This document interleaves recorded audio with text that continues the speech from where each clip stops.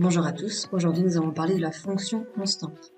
Une fonction constante est une fonction dont le paramètre m vaut 0. Du coup, une fonction constante a pour équation y égale a ou f de x égale a. Pourquoi? Nous avons vu que l'écriture générale d'une fonction du second degré s'écrit du type y égale mx plus p. Nous avons vu qu'une fonction était croissante quand le m était plus grand que 0. Nous avons vu qu'une fonction était décroissante quand le m était plus petit que 0.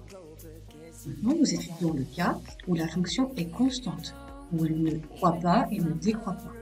C'est le cas où m est égal à 0. Si le m vaut 0, 0 étant absorbant dans la multiplication, il va absorber la valeur de 0 fois x nous donne 0. Il va donc nous rester, dans ce cas particulier, y égale p. On écrira de façon générale y égale a ou f de x égale a, sachant que f de x, l'image de x, c'est la même chose que y. Une fonction constante n'est donc plus une fonction du premier degré, vu que le x n'interfère pas dans la formule. Graphiquement, c'est une droite qui va être constante, ou qui va être parallèle à l'axe des x, l'axe horizontal.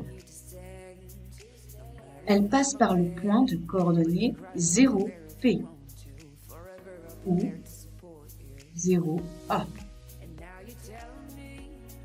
Ça veut dire, comme elle est constante, ici par exemple f de x vaut 2, donc y vaut 2, elle passera par le point de coordonnées 0, 2. Ça veut dire que l'ordonnée à l'origine est en y égale 2.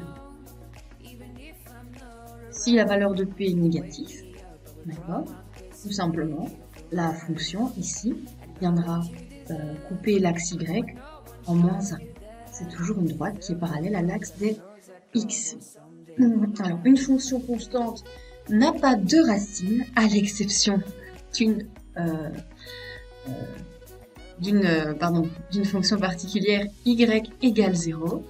Alors là, nous allons avoir une fonction en y vaut 0 qui va se confondre avec l'axe des x, d'accord?